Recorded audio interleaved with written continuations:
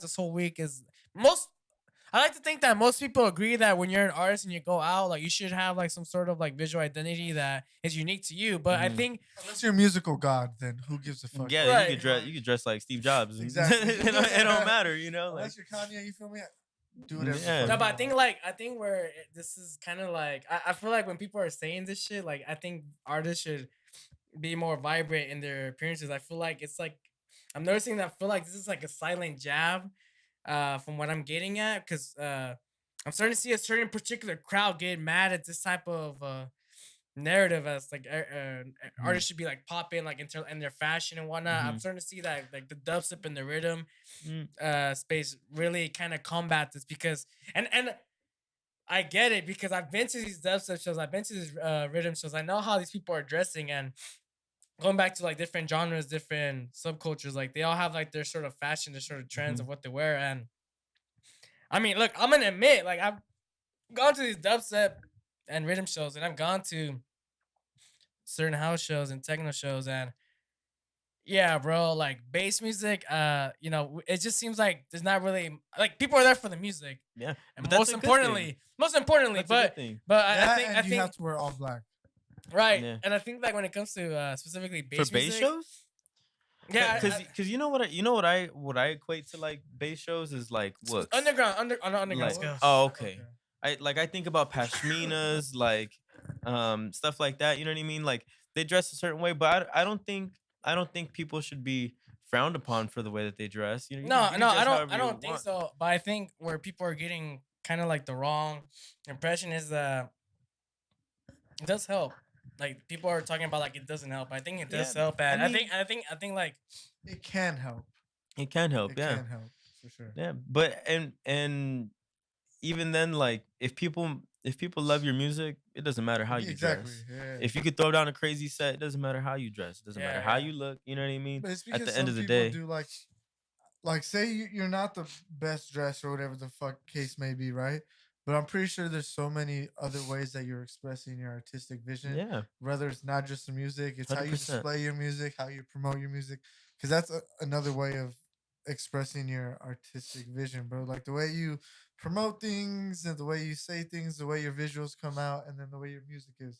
Like if all that shit hits a certain way, like you said, no one cares like how you're dressing type Hmm. shit. You feel me? Yeah, But if not, like if that's not all coming into play, then maybe your performance aspect has to be the part about you that people remember. If it's not like the music that they're necessarily remembering you by, hmm, then make them remember you by something else. You feel me? yeah, And that's like mm, what the perspective I think I'm taking, and a lot of the other people are taking when they're saying like when you go to shows, like your appearance counts because yeah, sometimes people aren't gonna know it's your music playing, but they're gonna see you, yeah. and they're gonna see the atmosphere and what the fuck is going on. And They're gonna see your visuals and and that's one of the whatnot. so for me, I think one thing that I've been realizing is like I mean, I have my own style, whatever it is. I don't know. I just dress the way that I like to dress. But as far as performing and everything, I think one thing that I want people to remember me by is neon green. I'm trying to coin that to be my thing. You know, you always try my to wear logo. something neon green like Yeah, in your like apparel. so like this hat. That's my logo, and it's just neon green. And the reason why I like it too is because you know you go to a show and they always have black lights, so this thing Mm, glows. You can see it. You know what I mean? And I smart. also for other shows too in general, once I get to the point where I'm able to have like a team and have lasers and all that stuff, I want people to see the stage is lit up neon green. They know who that is. They know it's me. You know what I mean? That's your color, neon That's my green. color, neon green, yeah. And like I want that to be because I was thinking like I don't know how else to like make myself stand out like that, You're but I saying want to coin that neon green stage. Like they see the stage in the distance and everything's green. I know who that is. I want to go over there and see it. Like something that where people could see me from a distance or just know who's playing even if they're not sure who it is. You know what I mean? I don't know if got that it. makes sense or not. It does No, make it makes sense. But sense. so and there's been times where I like I'll wear all neon green, so all black with like just neon green accents and stuff like that. Like that's really what I'm trying to do. So Yeah, yeah. Or I mean, like for example, there you go. marshmallow. That's There you right. go. Like Hey, for shout example, out to you. marshmallow, bro. Like some people may not remember like what he plays, but because they see a person that's like dressed up as a marshmallow, they're like, oh well, I like the visual gimmick. Yeah. That's enough for me to get drawn in to come through in person and check out the performer. I'm not gonna lie. That's why I like Ganja White Knight. Like I'm a big fan of him because of his visuals. The first time I seen him was at EDC in 2018, 19, whatever the Mhm. case may be. But I didn't really. I think I knew the music, but I didn't correlate the music to Ganja White Knight, right? Mm. And then I showed up to his set because some people were like, "No, we got to see this." And then I saw the visuals, and I was like, "This is different." And then once they told me that name, it's Stuck. unforgettable now. Yeah. It's like, bro, I identify that name with this visual, like it's in my brain forever now. You feel Yeah, me? especially when you're releasing music with artwork, like now that also Yeah. becomes like the whole ecosystem of Identity your, of your Mhm. track. yeah, Yeah. yeah. It- When do you so are you messing around right now with production, right? Or are you still kind of So just focusing more on like on the DJing side? I honestly I've been focusing really hard on DJing and getting gigs and stuff like that, but Right. I really need to get onto producing. Honestly, a lot of people have been asking me like, are you producing? Are you making tracks? Like, do you have any songs out? A lot of people have been asking me, and I'm like I don't have anything, you know. And I so I've gotten some help from Nova. Like I've had a couple sessions with him where he's just messing around. I'm there learning with him. You know, he's kind of helped me start something. But I think the thing that's holding me back the most from making music, otherwise I'd be doing it right now, is I don't have a laptop. Now, if I had a Oh, laptop, then I would be in there like swimwear, you know, like just producing. Cause and the thing about me is like I don't want to sit here and borrow the homie's laptop because like when you're talking about producing, I'm not borrowing your laptop for an hour. I'm borrowing your laptop for a 5 hours. week. Like, Yeah. you for know a what I mean? week. I'm gonna sit there and like I won't let you have your shit back. Say, hey, Like, bro. no, you know what I mean? So I don't want to do that to Hey, bro. people. Can I borrow your laptop for like a month and shit? Yeah, Like, for shit, I real. have an EP I need to work on. And then once that month is up, bro, I only got the kick down. Like, come on, like, dude, you know. But and honestly, me like I feel like I'm a very very creative person. I've always picked up things very easily, and like just I'm a quick learner, and so when it comes to music, like I already know what it is that I want to go for. You know what I mean? I already have an idea of the type of music that I want to create, and so I feel like once I do get onto it, like I mean, not that it's gonna be smooth sailing, but because obviously there's a learning curve to everything that you do like that, you know. But I'm prepared for it. I'm ready for it, and I can't wait to start producing. As soon as I get that laptop, boy, it's over. It's over. You know, I mean, obviously it's gonna take time, and it might take me a year or two to find my sound specifically and to learn everything. You know, but I'm okay with that. I'm here for the journey. I'm not here for the quick, you know, like trying to make a buck and trying to become famous. Like I'm doing this because I love it, and I don't care how long it takes to produce. To you know, I'm just here for the music, man. I'm trying to make people feel good with my sets, make people dance, forget about their worries at home. All right, bro. Every time it gets hard, look back at what the fuck you just said, because this No, shit's yeah, about to get fucking hard. This yeah. journey is a fucking Trust me, because once you difficult start one, bro. producing, DJing is a fucking walk in the park, Bro, you're bro. Yeah, gonna wish you were yeah. just DJing. No, Yeah, and fact. and you know Bro, what? like Like I believe that because like for me coming from a photographer's background, like when I first started doing photography back in 2017, from 2017 till 2019 was about the time range or like, you know, like the chunk of time where I was just learning. And like luckily I didn't have a job because I was working for my cousin. He had a digital marketing agency. So I was just running Instagram accounts and paying my bills like that. So I had a bunch of free time. And so he let me stay at his house and he was like, you go ahead and learn whatever you want. You know what I mean? Do whatever you want, spend all your time doing that, but you have to do that. You if you're gonna be here at my house, you can't be fucking around. You know, and so I went over there and I learned photography every day. Just tutorials all day long. And then finally, when I felt like I had an idea of what I was doing, then I hit up literally like 100 different people, 100 different girls and dudes on Instagram talking about, hey, I want to do a photo shoot, want to do a photo shoot. You know what I mean? So I know I understand that it's a long process. You know what I mean? I believe you, It bro. took me forever I was to going like through get your into that. Instagram, like your earlier pictures, bro. It's a fuckload of fucking pictures of Yeah, dude. a bunch of men, women, or Bunch shows, of guys, you know. locations. Yeah, a bunch of days. You know, like Yeah. we're diversifying our portfolio, Yeah, homie. for sure. And like so like I understand like making music is not no easy task, you know. I feel like and it's not just producing, but it's like anything creative. You know, you want to start painting, you want to start dancing, you want to start you know, learning how to make music, DJing, photography, anything. There's always a learning curve, and it's not gonna come quick. I think You know? if your goal is to be one of the brand names like a Skrillex or whatever the case may be, Hmm. whoever you think the pinnacle of whatever you're looking up to is, I think the biggest thing that's gonna be the hurdle is time management and learning how to delegate the process of everything. Like learning how to, once you get your track done, learning how to delegate, how to promote shit, learning how to delegate, how to get your track work, learning how to get all your promotion, like style content for all platforms, and then being able to Yeah. put it out on a certain date, and then being able to email other people and letting them know, look, my shit's coming out on this date. I need promotion done on this date. Can you do a write up for me this month? And being able to line all that shit up to be able to fall in place for each of your releases. So it's not just doing it for 1 month. It's doing it continuously Forever. Forever, basically. until something catches where Yeah. you no longer have to delegate that. I feel like that's the biggest struggle for everyone that gets into this, and that's like the biggest overlooking factor that if you're saying I just want to DJ, I just want to make music, that's gonna be the biggest thing that we overlook type shit. Because at first, bro, like that's not something you're even thinking of type shit. Yeah.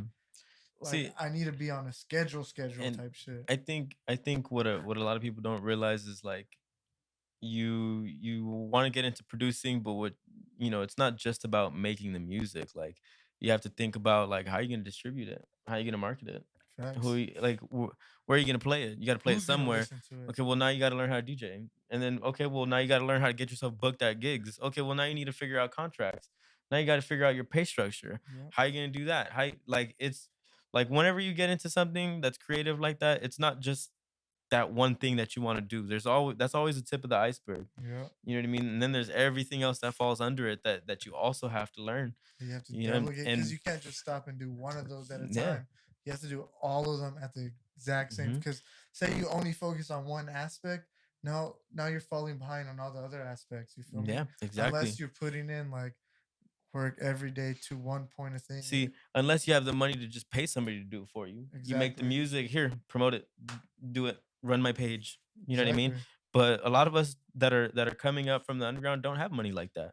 And that's why You getting know? signed to like labels and stuff like that, agencies is like a big deal if you're just an underground person Yeah. because like damn, like I They'll no do longer everything for you. You don't have to learn yeah, anything. yeah. And all you gotta do is just make sure like they're doing what your vision is kind of, because Hmm. like that's where you get fucked over. Like if you do end up just going that route, like you just gotta make sure like Yeah.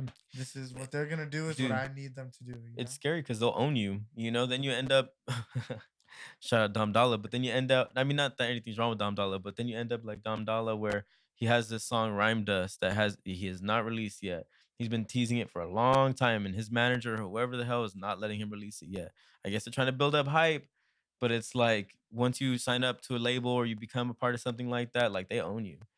They own you. They won't let you release stuff. You know what I mean? They'll make you keep things in the vault. And for me, like I don't really want to sign to a label. I want to do this on my own.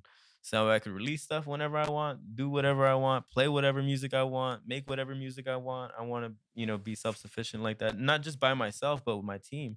Yeah. And when I speak about my team, I'm talking about like my friends, the people that I came up with, you know what I mean? Shout out to Electric Jungle.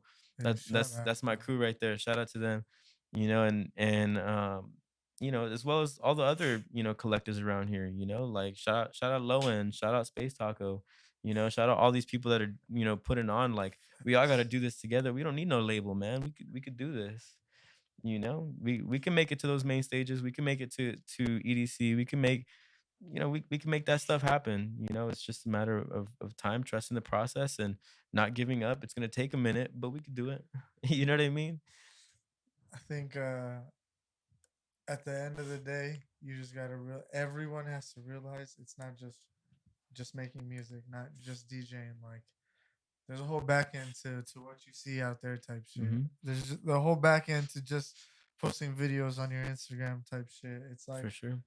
it's a big process, and like I don't want to like uh deter anyone from doing this, Hmm. but that's just the biggest downfall I see from a lot of people, that it just doesn't click, you know? Yeah. Sometimes like that shit's not clicking for some people because bro, like it's a big process to fucking Yeah.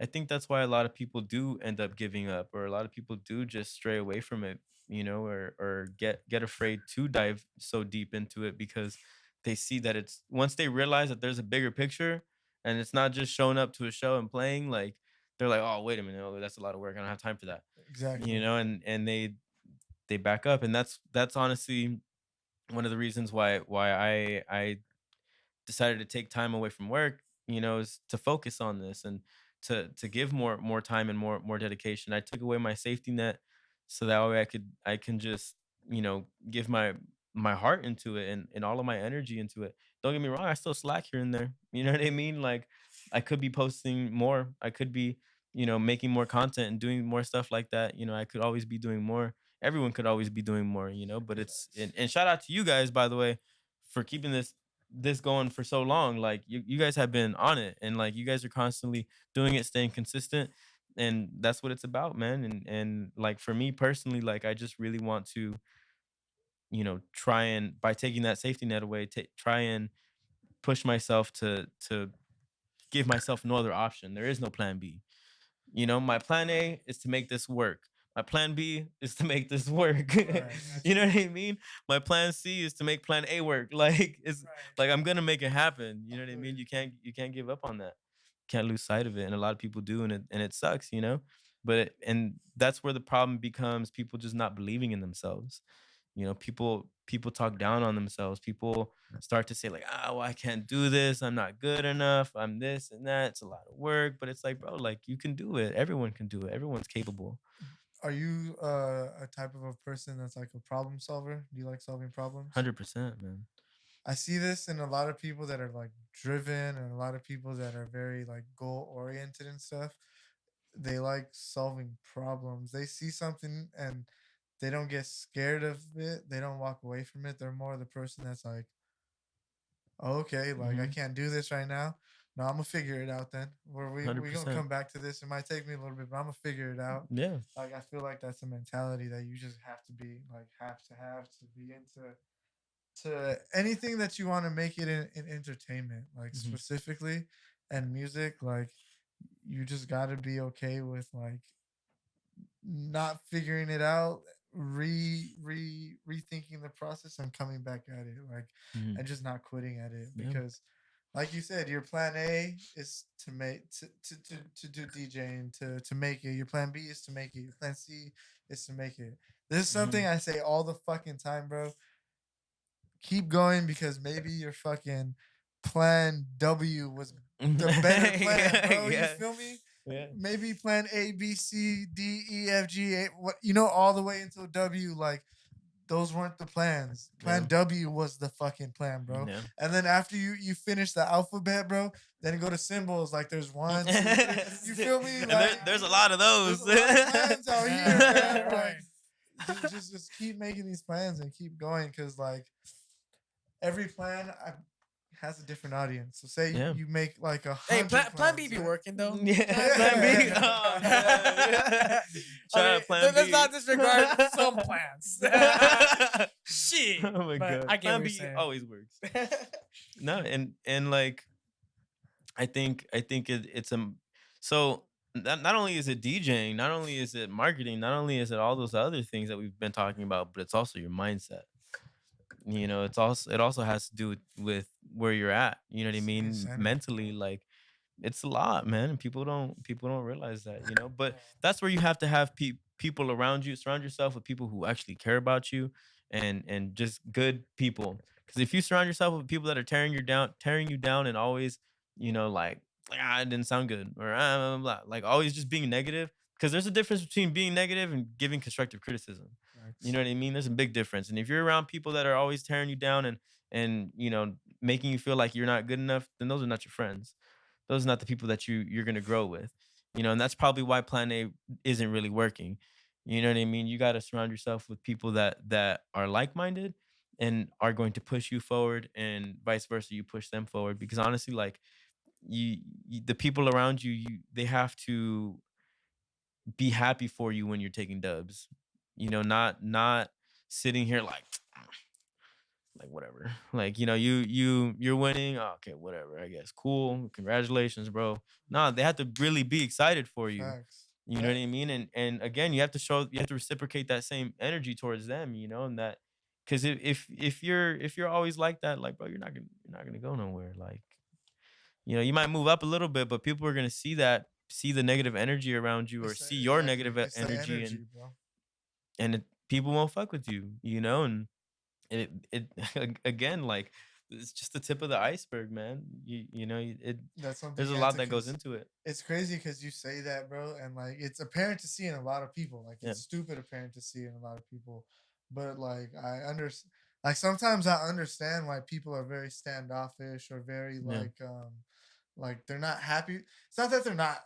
I personally I have the mindset of like I don't think it's not because you're not happy for me, but I think it's because they're comparing. And once they Yeah. start comparing, bro, it could start fucking with you and then it start making you look at shit like, damn, like, fuck, like, how am I supposed to be like, nah, bro, I've been doing this longer. Like, nah, I've been doing this. And it's that shit. It's when people start trying to compare like what they're doing to like what you're doing. And it's like, that's what the mindset hits people. And like, you see it, bro. Like, Hmm. it's hard. Like, it's hard to like have like good genuine conversation or good like interaction or good vibes like you were saying, like good energy around these people, because it's like it's almost like they're too much in their head type thing Yeah. about like what's going on. And it's more like when we go through this, like when we're going through this music journey, this DJ journey, you gotta understand like, yeah, you gotta compare yourself, but like at the end of the day, you really just have to enjoy all of it. And when you're out there, just enjoy it, bro. Enjoy the people that are here, because bro, there's not a lot of people that do what we do. You feel me? So like No. whether this person is better, like doing better things than you or not, you gotta appreciate it. You just gotta be like, damn, nah, like you're doing it, fam. Yeah. Because like if you're not doing it, I'm not doing it. Who the fuck is doing it? You feel me? Like I appreciate me personally. I appreciate everyone that fucking even tries to do this, bro, because it's fucking difficult. And like I'm gonna encourage everyone to do it 100%, because like Yeah. that's just more of a community for us. You feel me? Mhm. Because that's another reason why we do like shit like this and do lose the tempo, is because, bro, everyone's experience, the everything you're saying right now is different from more the people we have come on, right? Like what you're saying is definitely 100% correct. Like Mhm. to someone out there, it's correct as fuck. To another person, some parts of it are correct, but they need to know like another aspect of what we're doing type Yeah. shit. And like to be able to highlight that, I think is dope. And like if you're not in this journey in the music industry to highlight cool things that aren't just yourself, like at the end of the day, I like artistic shit, bro. Like Yeah. I'm pretty sure you're the same way. I'm pretty sure you're the same way. And I'm a, Yeah. like, bro, like if it's working and it's artistic as fuck, hell yeah, bro. Like that's sort of like we're champion type shit. Like Yeah, man. I think that's that at the end of the day, bro. Like if you're choosing to go on this artistic path, bro, I'm gonna commend you. I'm gonna let you know it's gonna be fucking difficult as fuck. And every win, bro, I'm gonna Yeah. congratulate you, because every win is fucking, Yeah, it's something to celebrate, man. you have Even to, even bro. if it's a small You win, you have know to what I mean? celebrate. Like, first gig, celebrate that. You know what I mean? You make your first track, even though you think it's trash, you got to celebrate that. You know what I mean? Because that's progress. You're moving forward. Regardless of how fast or slow it is, like, you have to celebrate your dubs, man, and celebrate your losses. Honestly, celebrate your Facts. losses, and be like, okay, what can I learn from this, and push forward. Yeah, some people can definitely do a lot of extra stuff because they just don't want to like lose. They do, Hmm. a lot of people do so much so they can like keep on winning. But sometimes like losses are inevitable, like Hmm. in someone's journey, and it's how we come back from those losses and what we learn from that shit. Like we keep on going. Yeah, I think people do stray away from going tackling like the producer aspect of like getting into like doing EDM shows and stuff because it is much more work, right? Like you talked about marketing, distribution, Hmm. how to, you know, we got the track there. Now what's the release date, Hmm. artwork, all that kinds of stuff. Yeah. All that there's much more things to do now on the to do list, and I think a lot of Mhm. people like as humans, I think when you go to work too, when you have like a 9 to 5, oh, what's Mhm. there to do today? Oh, we have a lot of shit to do. Ah, Mhm. shit, like Yeah.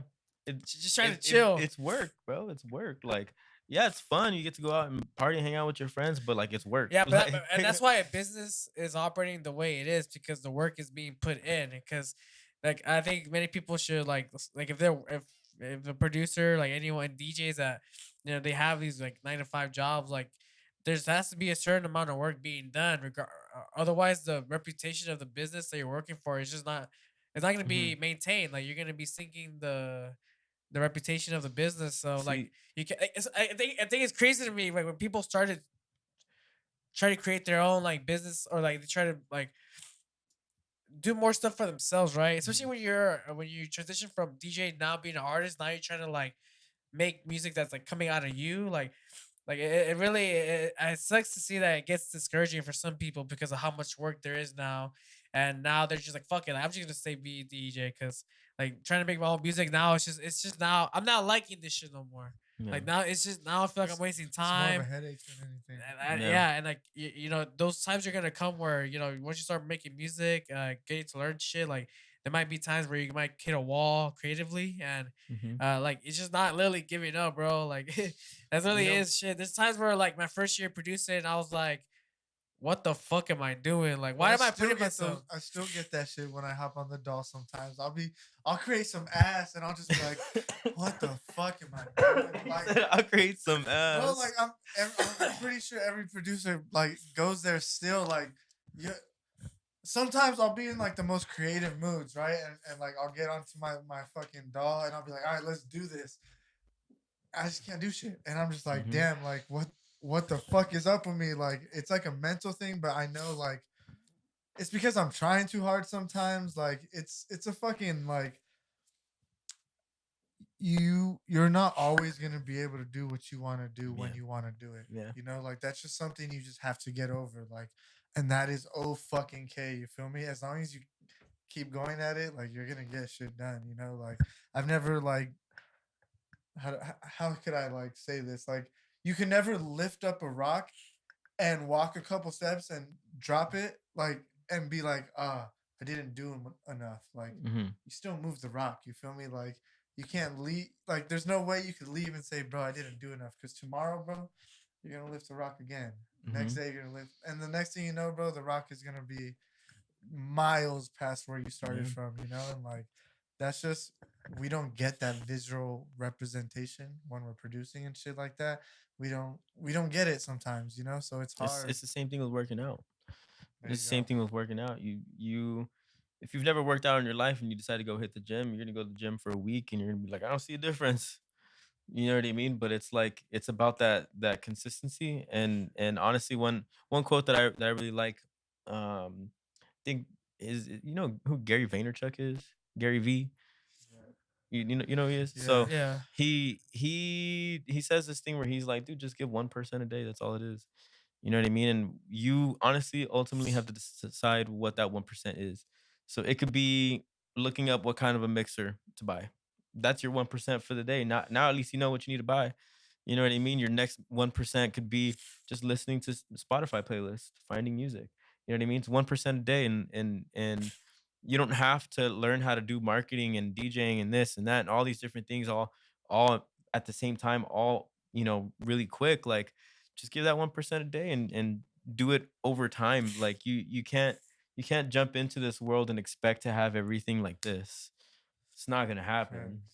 Facts. This is for the long haul, man. Like this is like the way that I like to think of things is in 10-year increments. I give myself 10 years, right? So from the moment I start something to that 10-year mark, that's where I want to at least be somewhere where I'm comfortable. Maybe not famous, maybe not like rich, maybe not like all these different things, but at least to a point where they're just where I'm comfortable. I'm comfortable with what I'm doing, maybe making an okay living off of it.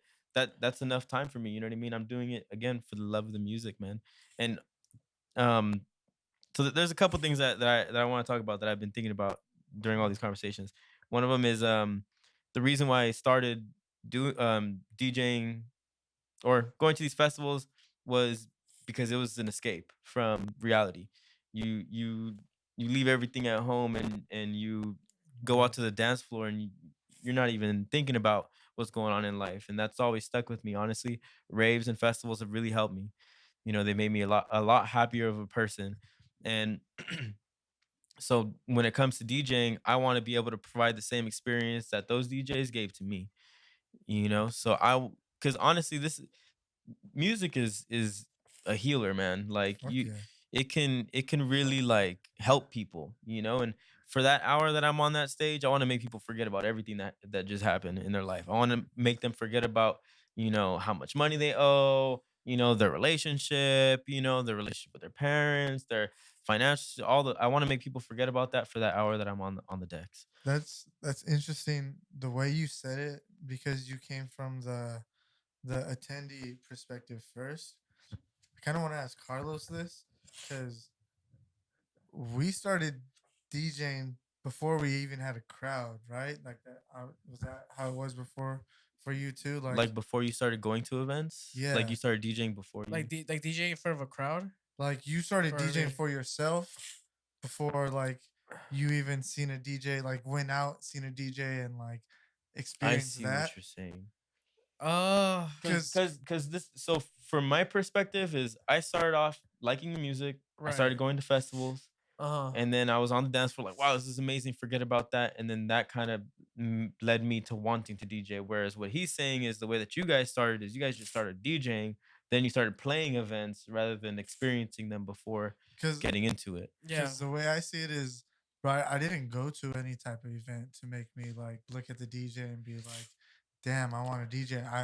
I want to say maybe like I heard a mix. I heard some type of EDM music that had like bro, I think it was a DJ Doggo song, bro. Like that it was like some fucking Spanish vocals that I knew from going to Spanish parties when I was younger, because I'm fucking Hispanic. But then over an EDM beat. And I was Uh like, huh. is this D? And I thought that was DJing. Like I thought like he was just playing two songs at the same time. And I was like, that's DJing. I want to do that. Whatever the Hmm. fuck that is, I want to do. And then I started DJing. And the way you said that you seen the DJ, like going to the music was your escape. Hmm. Every time I'm on the decks, bro, that's my escape. Like I don't give a fuck about anything that's going on around me, bro. When I'm on these fucking decks, I'm vibing, I'm chilling, I'm listening to fucking banger music, and like that's what it is. Like like initially that was it for me. Like Hmm. how you said that's what it was.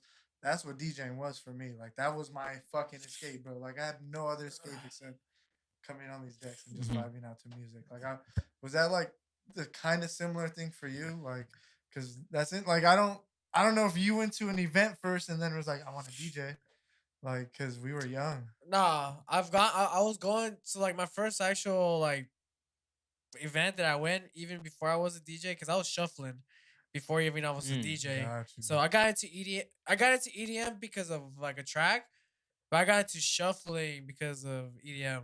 Hmm. So like Malaysian DJ. So shuffle. I was already listening to dance music before DJing, and it was but yes, answering your question, it was because of the option of the possibility of blending two tracks together and creating something. I was like, oh, like this is DJ. That's I what I like the thought DJing idea. was. I want to Hmm. learn it. Yeah. So it wasn't necessarily. I'm not gonna say it wasn't necessarily like dance music that got me into DJing, but it was the idea of blending two Two tracks songs. together. Yeah. And this was like you can really hear the isolation when you heard someone blend like a popular top 40 track, or like you said, like in your example was like a famous Mexican vocal, Tragos, yeah. and it was like over an electro Dirty Dutch beat, Yeah, right? bro, Yeah, exactly. And yeah, no, that's for the shit sure. that got me. I was like, what the fuck That's is the shit this? that got me, because that was like I guess you would say that was like our like easier invitation to like I guess creating music, Yeah. like producing Because, some bro, like, shit, I like make an thought, edit. Yeah. and this is what a lot of people still think. Some people think that a DJ makes music. That's not the case. Hmm. But when I initially started like DJing, I thought, oh, I'm about to make music. Like when I was getting, like I was gonna learn how to make those type of like shit, but that's not ended up being the case. But then I fell in love with DJing for another reason, right? But like Hmm.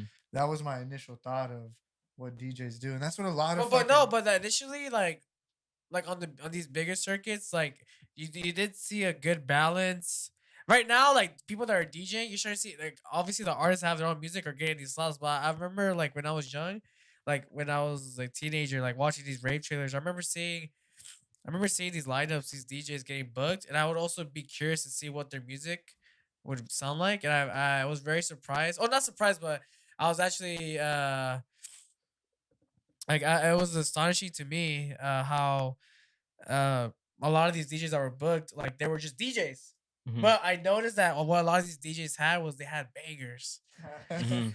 True. So like I feel like there was this transition because I'm talking to two lineups like back then the way they were curated. Not many people also too had money to make music. Like music production wasn't like It was very harder. accessible and it Yeah. was more expensive. Yeah. Like you weren't able to just go to a guitar center and like get your shit. Like you literally Mhm. had to like spend money, go to like maybe like a really like Like fucking brick and mortar type of yeah, like studio shop. And honestly, all you need is a laptop now, and you can make music. yeah, You know what I exactly. mean? So Like, back then, like I think because it was much more easier to get on like on a like especially like getting into DJ, becoming a DJ, and like playing bigger shows.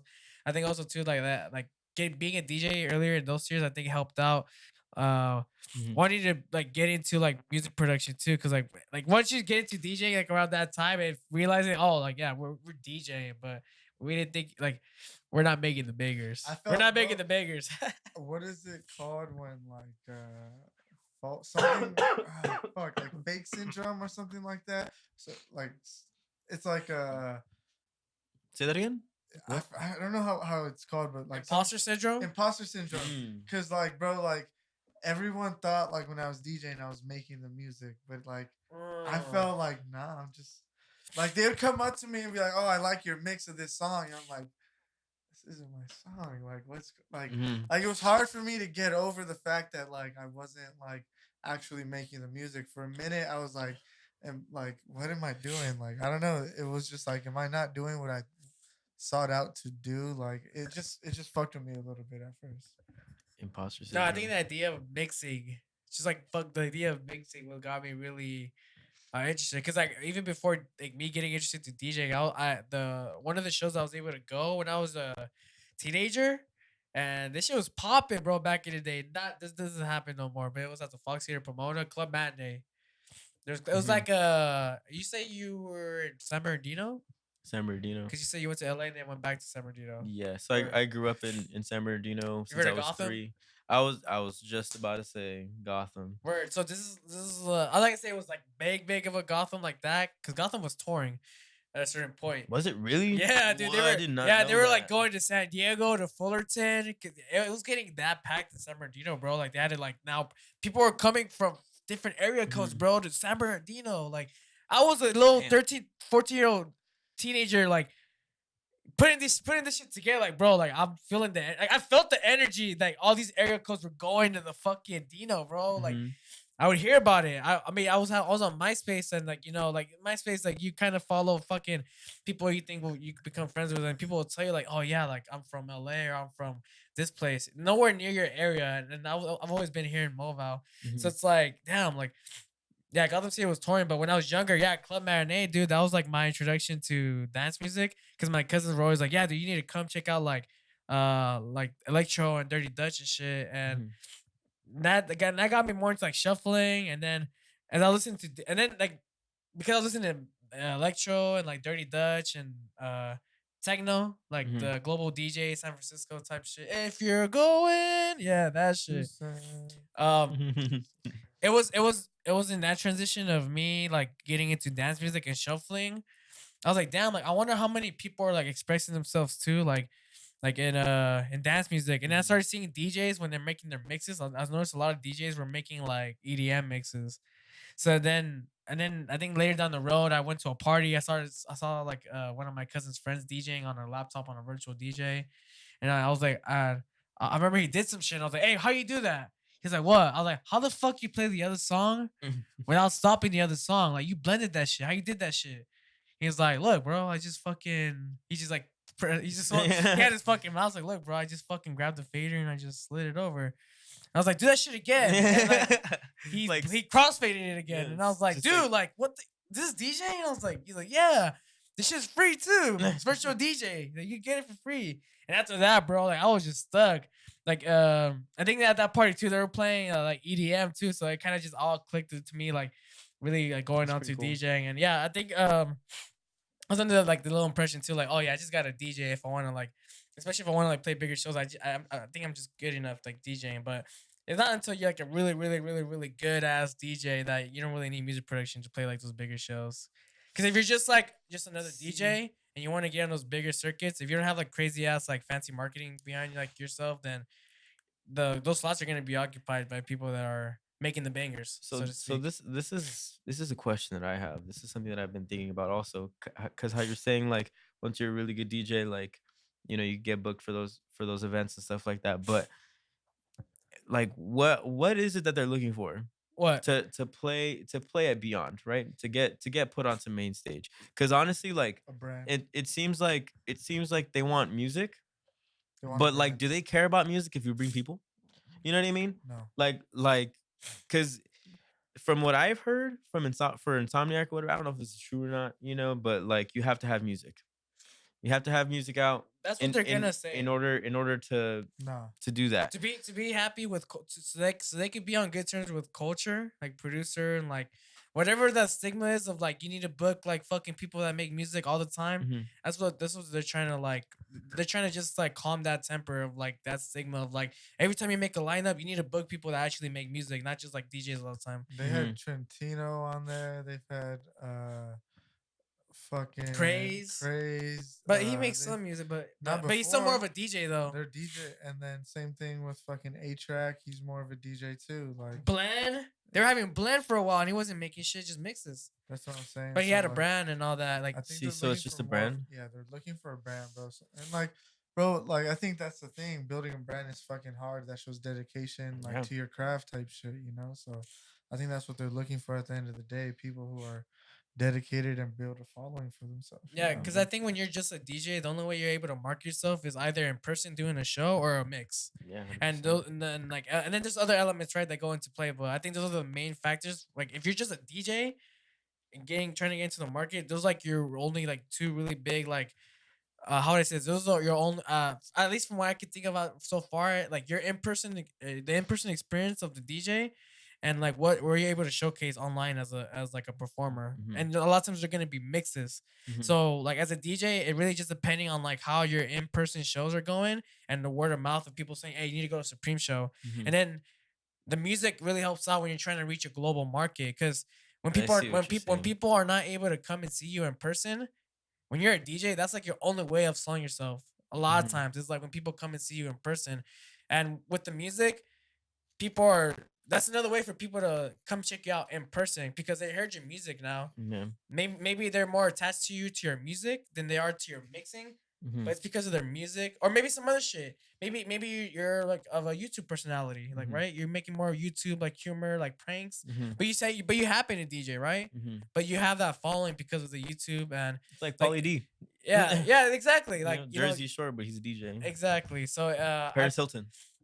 yeah. So Shaq. I think it's really just doubling down on like what it is that you are. So if you're a DJ, just know that, and you're not a producer, just know that you like you're in like I believe that we're in a pool of like other entertainers and performers that do that we do, right? Mhm. So I think if you're just a DJ, then you're in another pool. You're in a pool of other DJs that are mixing and are also like doing performances. You gotta like put that into play. Like how big of that pool is it? Now Mhm. when you're a producer and a DJ, now the pool gets a little bit more smaller Mhm. because now we're filtering out. Okay, because if we're just filtering out, oh, we just need a pool of DJs. That's a big ass pool. Like Mhm. a lot of people are DJs, but not every DJ is a producer. So the pool Yeah. gets like smaller, Yeah. right?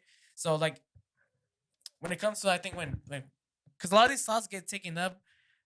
If you didn't know, like a lot of these slots are like very monopolized and like by like agencies and shit like that. So like Mhm. I think when you And so where do I find that agency? Like well, I need to well, get in look. there. Well, I mean, sometimes they come find you. Sometimes, Mhm. I mean, there's rare cases where an artist and their team will reach out to a booking agency, like pitch their artist, like, hey, like I think this will work between Mhm. the two of us. Like, there's always like, there's never like how do I say this? There's not like the one rule of like, oh, they come to you type shit. Like, no, like sometimes like an artist and their team do go to them and. Because sometimes, like you said, like an agency, they're just so like in their own world or like in their own routine, so they're not necessarily seeking out.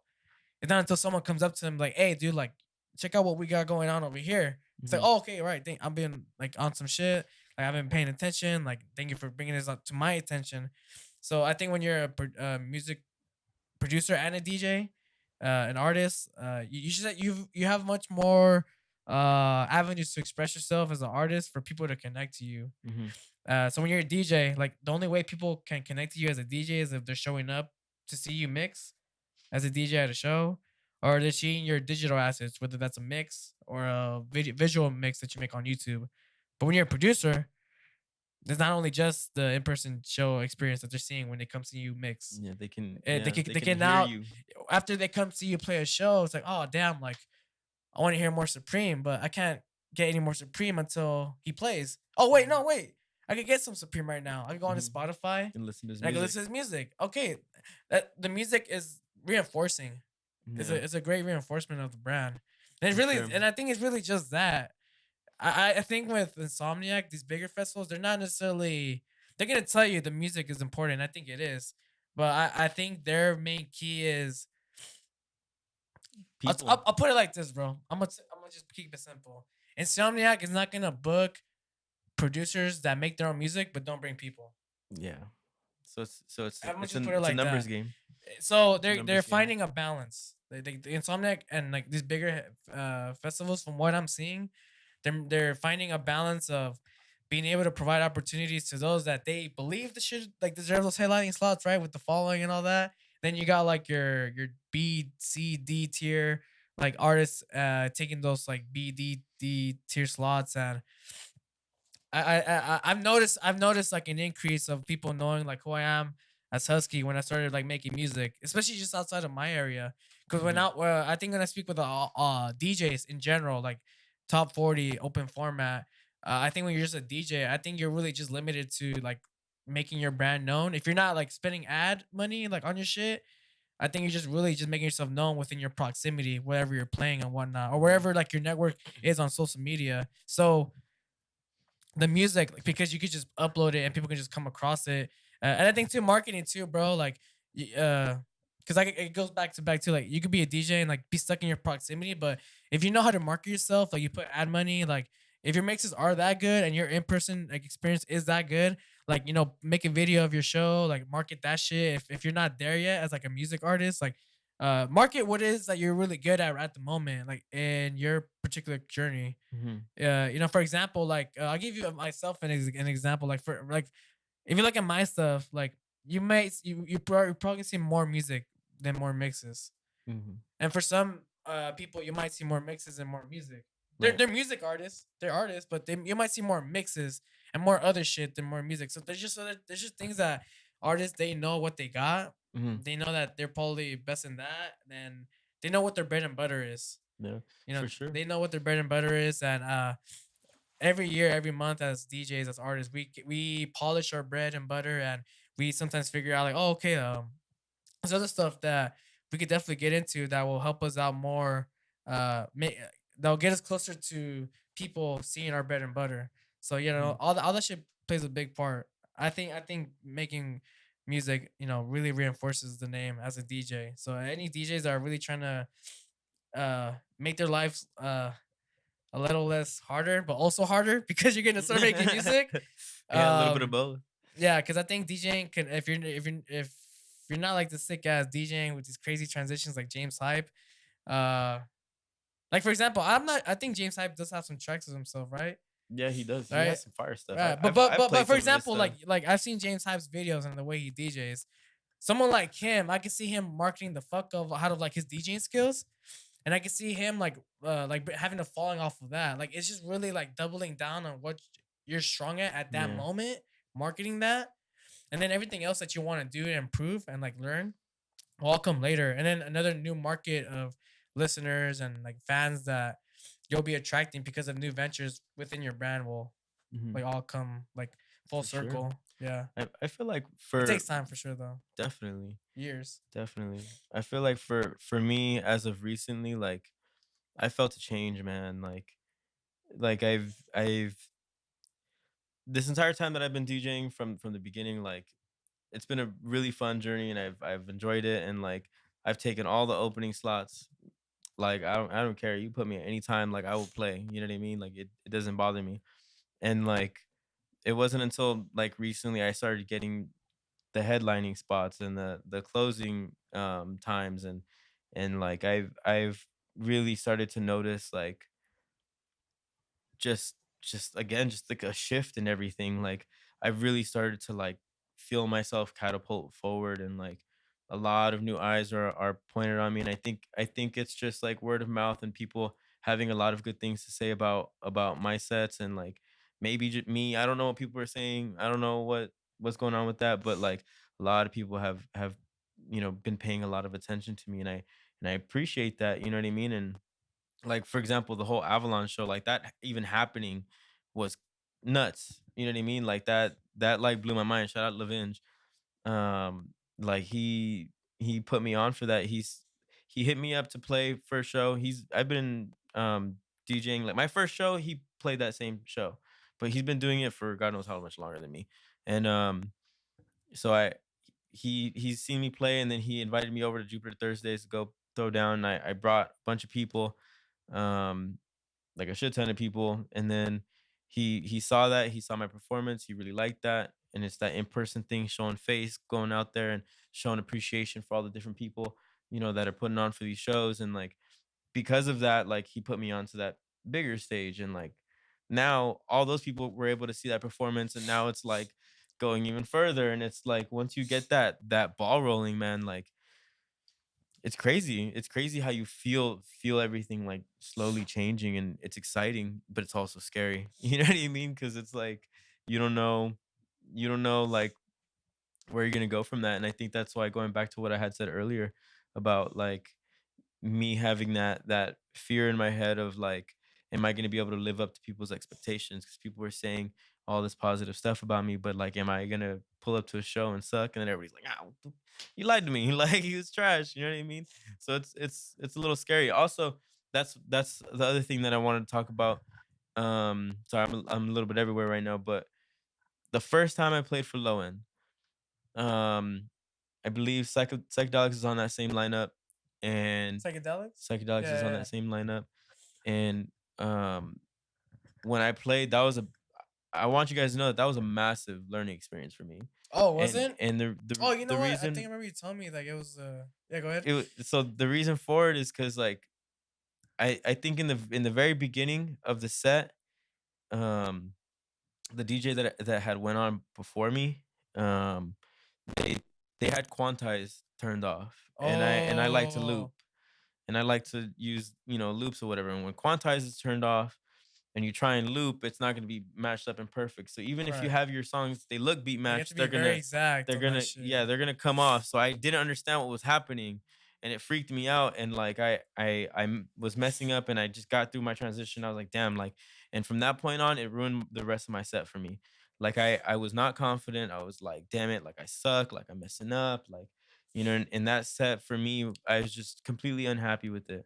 And the reason why I say that was a massive learning experience for me is because like now whenever I fuck up or I make a mistake, I literally it's okay, it's okay, because it's about the recovery. You know what I mean? People like you could fuck up, you know what I mean? And if the rest of your set is trash because you're too in your head, and you're messing up all your transitions, and you allow that to like get in to affect your performance, then people are going to see it, people are going to hear it. So my mindset now, and I've been applying this to a lot of my events after that, and including like Space Taco. I played Space Taco at the end of December, and I fucked up kind of towards the very beginning. There's something was going on with my USB, and instead of letting that tear me down, and letting myself get into my own head, and doing all that, I literally told myself it's okay. Like I fucked up. People are probably gonna be like, ah, like the hell, he's already messing up. It's about your recovery. People are gonna remember your recovery more than your fuck up. People don't even remember me fucking up. People just were telling me like, bro, your set was so sick. So it really is a mental game, dude. And ever since that show that I played for you guys at Low End, that really like helped Oh, me move forward as a DJ. So again, shout out to you guys for bringing me on and like trusting me on the decks and like giving me a platform and giving me an opportunity. Thank you for this. Thank you for having me here. Like I appreciate you guys. You guys are sick doing it crazy for the underground and for the EDM community. You guys are dope. So Yeah, I mean, just concluding on that real quick topic, bro. I think the recovery shows the experience of the DJ mhm. for sure. Cause I've had like moments where I'm in the crowd or I'm somewhere. It's just inevitable. I could be having a full blown conversation. I'm fully invested in a conversation with someone, but my ear will just like send a signal to my brain, like, "Hey, bro, I just heard some shit like abnormal. Like, tune in." And I'll Yeah. listen to the mix. I'm like, "Oh shit, like Mhm. DJ fucked up." But then like something, All you hear is doo doo doo doo yeah, doo yeah. doo. But then something will Oh. happen after that. Like a recovery phase will happen. And Yeah. for me, when nowadays when a DJ messes up, I don't make a judgment no more right away. I'm like, Mhm. okay, now this DJ has a certain amount of time to show me what his recovery process is. Yeah. Because I feel like some DJs can like some DJs are very good at showing not showing their mistakes, but some DJs are not good at like Mhm. showing that they just made a mistake. You, But you you could could see it see, in their demeanor. yeah, like I think demeanor too, like is a big experience like revealer for me for DJs. Like if I see a DJ panicking, I know a lot of times I'm like, oh okay, it looks like he hasn't been in this place like too many times because this guy's panicking, freaking out. Mhm. I noticed like that. And I'm not saying this shit just to say shit. Like we've been DJing for years, Robert and I. So like I could kind of have an idea of like what could go down mentally when you're DJing and like shit's not going your way. Like so Yeah. you're talking about how your USB wasn't really like going the way or like quantization and shit like messed up with your vibe, especially when throwing shows. Like I've seen that with other DJs or going to other shows, like seeing DJs like not really look too happy after the set because something went wrong like during that Yeah. set. I'm just like, damn, like that shit's a bitch. But yeah, like I think that's just like one of those things where we need to get over. Like as we're like doing shows, mistakes are gonna happen. Mhm. Maybe times that we don't think it will. Like it just shit sometimes don't go as planned. We just gotta take those punches and keep going, bro. Cause people will see like that energy if you fuck up. And if you fuck up and you show that energy, the crowd's gonna read that. And I think like all that shit just shows experience, your demeanor, Yeah. your recovery, uh yeah, bro, that all plays a Yeah. big part in what you know. And 100%. yeah, dude, I mean, you're gonna be playing a lot more shows. Before we get to announcements, G, I want to know how'd you get to your name? Like, how'd you come up with Supreme? Mm. Like, I mean, we favorite Supreme. colors of neon green. And, I mean, what's the whole meaning behind your Let's see. entity, G? So for me, the way that I got my name, so my name is spelled SSURPREME. So it's Supreme. I don't really I mean, you don't have to pronounce it Supreme. People just call me Supreme. And the way that I initially got that is it was like back in high school and a little bit after high school. I was a mall rat. I was always at the Inland Center Mall, constantly. Uh, Like that was just my place to go. I And was a like Mara for a minute. and I was there like almost every day, and I became friends with all the people, like all the workers, like the homies Shit. at Zoomies and Tilly's. I walk in, I'm like, yo, like what's up? I just became friends with everybody, go in and talk to people. And um and I was really into fashion at the time, so I would always wear like Supreme streetwear. Specifically, I would always wear like Supreme hats, Supreme shirts, have my Supreme backpack. Like that was my favorite brand. And so like people didn't know my name, and so whenever I would walk into a store, people just started being like, yo, Supreme. And so like that's kind of how I got my name. And then um in my bio I put, they call me Supreme, and my family and like friends are like, they don't call you Supreme, nobody calls you Supreme.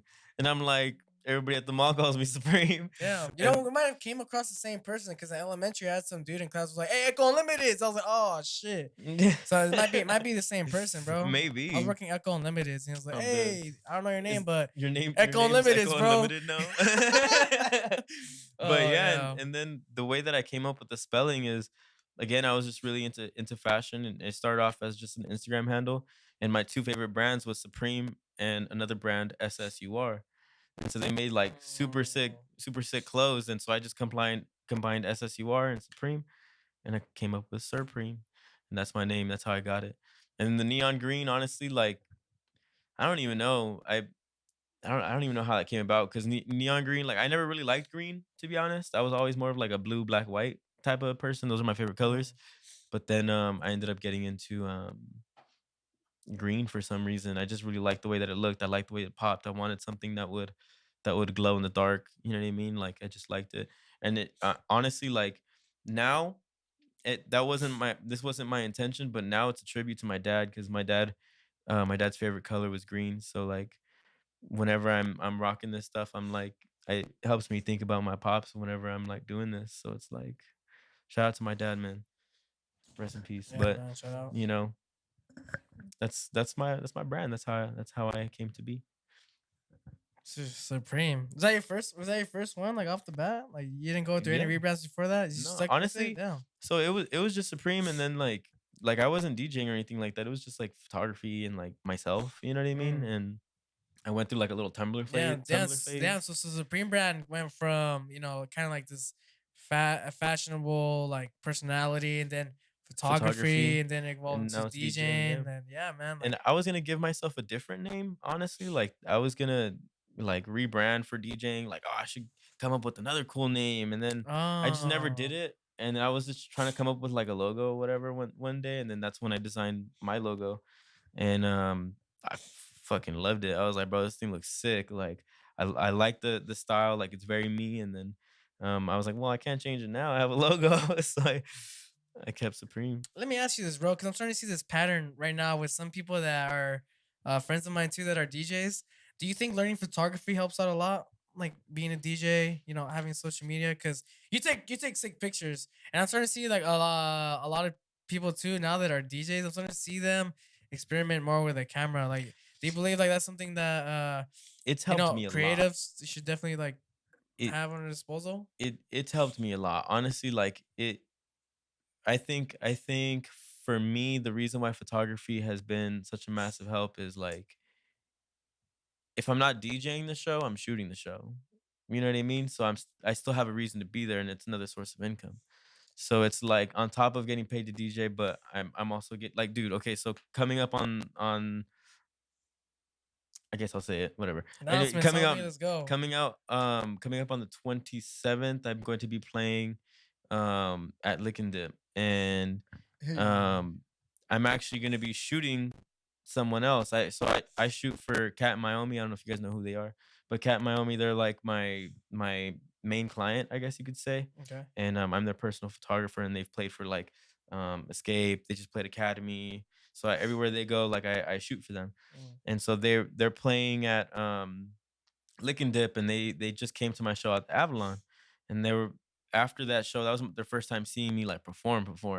So they knew that I was a photographer for like over a year now. They knew that I DJ, but they never heard me. They heard me DJ, and then they were like, "Yo, so we're playing at Lick and Dip." They're like, "We need a photographer, but do you want to play the same day too?" And I was like, "Shoot, let's go." So photography has really helped me, like just being in the scene, because it's like it embeds you more into everything, Yeah, you like, know. or not even just photography, or just something else that's not necessarily DJing that's still hmm connected to that scene. Like, hmm It yeah, it helps. It it helps to definitely have does. multiple fingers in that scene. You know what I mean? Different. What is it like? Basically, having different eggs in different baskets. You know, Or having more yeah, to or offer. and then going back to what I was saying, like when you're just starting off to DJ, like you don't necessarily have to evolve. Like the next evolution, like if you're trying to be still invested in a scene and you're trying to like do something else that's still connected to that, like I don't think the next evolution from being a DJ has to jump strictly like straight to being a producer. Like hmm I think like being getting into media, like photographer, like DJing now, being a videographer, photographer, or a DJ being now transforming into a podcaster, or a podcaster going to DJing, and vice versa, right? So Yeah, it's like I think we all have different starting points, for but sure. I believe the finish line I think looks very similar to all of us for Yeah, sure. definitely, man. We're all capable of winning, and we're all going to win. You know. Yeah, dude. I'm So excited for you. Licking there, bro. Are you excited? thank you. Hell yeah, dude. That's gonna be crazy. Yeah, I'm dope ready. as fuck. Hell yeah. Honestly, I need to coordinate with them because I want to see what their vibe is gonna be. You know what I Have you mean? ever gone Because to any one of their parties? Or yeah. to Lick and Dip, Yeah. yeah, I've played for Underwear and Lick and Dip twice already, but I did that like before they were like popping the way that they are now. So like I'm being able to play for them while they're like big is like that's kind of sick. Like I don't know if you saw, but they're doing collaboration with Lee Foss Mhm. and his record label. Like that's big. They're doing big things right now. So I'm actually really excited for that. but I need to talk to Kat and Myomi to see like what it is that they're doing, because like I don't want to jump to like 145 and they're sticking at 135 and I'm playing before them. So I'm gonna be like, am I playing after you, before you? So I know how hard to go. You know what I mean? I want to be respectful of them and like the DJ after me. I try to always like do So you're that. that kind of DJ performer, like you're respectful about like what other people, what times or music they're playing. Because Hundred there's not, percent. there's other DJs and artists that, like I say, they're not respectful, but they're very like stingy with like what they're gonna be Yeah, playing, regardless of like what event it is or what slot it is. like I've seen DJs open at 150 hard techno. Like I'm like, whoa, bro, I'm going after you, and I had planned on playing one fucking 28 house. Like now how do I follow that up? So I always try and be mindful of like not screwing over the DJ after me. You know what I mean? Like I want to make sure that there's a vibe to it. Like, don't get me wrong, there's time and place. Like if you're playing in the desert, you can kind of do whatever you want. You I know what I feel mean? it. You can play whatever you want, play as fast as you want. But in a more, I guess you could say, more professional setting, like at I don't know, like these festivals, all these Insomniac events, or like these Insomniac clubs, like Academy, sound like you want to kind of go with the vibe. You don't want to kill the vibe, because then you'll kill your connection with those people. So it just depends. But also it's also like a respect thing. It's a type of person that you are. Like you don't want to, you just don't want to like screw someone else over. You know what I mean? Because there's definitely been moments where I'm going from drum and bass or something, like somebody is playing drum and bass and I have to go on. I'm like, how the hell am I supposed to transition out of that? Oh, I You know what I see. Yeah, mean? Like, right. I Okay.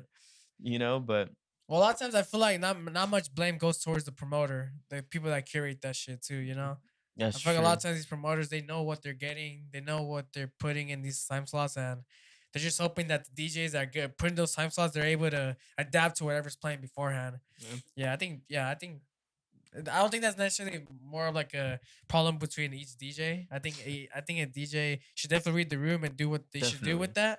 hundred But yeah, I percent. think promoters should definitely be more considerate of like how DJs go into that battle Yeah, of like being placed in a certain slot time, what kind of event it is, and how am I hmm gonna take this energy from the performer before and then respectfully, right, yeah. transfer it over to the performer after me. Yeah. Like you wanna alley oop that to your next DJ. You know what I mean? You don't wanna Right, like smack the ball on the side of the court and be like, "Hot, go get it." You right, wanna you wanna lob it to them and make sure right. that they can, you know, take on from there. And honestly, I feel like that also is a good show of a good DJ. You know what I mean? Is being able to lob the decks to the next person and Uh-huh. properly. So that's how I feel about it. No, for sure. Yeah, G. Well, man, is there any more announcements that you wanted to say here on Lucid Temple? You talked about the Lick and Dip show coming up. Um, Any more shows on top of that? so for Electric Jungle, we've been doing a lot of pop-ups recently, and we got another one coming soon. So follow Electric Jungle and on Instagram ent, and then you can follow me SSURPREME _ for stuff on there. You can follow me on TikTok. I post all events that either I'm playing or the crew is throwing down. You know what I mean? And sometimes if people are just asking me for events, I'll post, let's say, your guys' event and send people your way. So I'm always posting everybody's events and stuff like that. So keep an eye out for our pop-ups. We also have an event coming up on the 27th at the warehouse again. And that's going to be a sick event too. And you can go ahead and get all that information on my Instagram. So Oh yeah. mhm. Dope as fuck. All right. Well, I'm vibing. I'm good. Is there anything that you wanted to talk about, Robert? Anything before we conclude today's Nah, we episode? covered a lot. We Yeah, covered a man. lot, bro. Thanks for coming out, like for reals, bro. Thanks for having me. Appreciate you. Yeah. I What you repping again? What area code, bro? Dino? 909. I'm in 909? I'm in Colton, Kentucky. Colton, Kentucky? Is that what they Yeah. call it? That's what I call it. That's what you call it, right, Ain't right. nobody knows where that's at. Word. But Shout yeah, out Colton. IE, homie. Yeah. Shout out to the IE. Shout out to everyone that's in this area doing the damn thing, DJing, producing, podcasting, media, anything dance music related, DJ related. Mhm. We fuck with y'all. Thank you guys for tuning in on this episode with our special guest, Supreme. Gonna leave the Let's link go. in the description so you guys go ahead and follow all of Sure. his pages. He's a part of the Electric Jungle team. Make sure to follow that page for all the pop-ups. Shout out Novocaine. Shout out everyone that's throwing shows in the IE LA, contributing to the scene. We appreciate y'all. Thanks to everyone that's tuned into this new episode. Subscribe to the channel. Give us a like or a thumbs up if you guys dig today's episode, and hit the bell alert button. Stay notified. We're dropping every week. That part. Up next, bro, we got Guess That Tempo. You ready? Oh man, let's do it. Oh, dude. Let's We're gonna do take it. a little break after we get done with this recording, and then we'll get right to it, bro. Gotcha. Thank you guys Let's for do it. tuning in. I'll see you Yeah. guys on the next episode. We appreciate y'all. Thank you. Peace.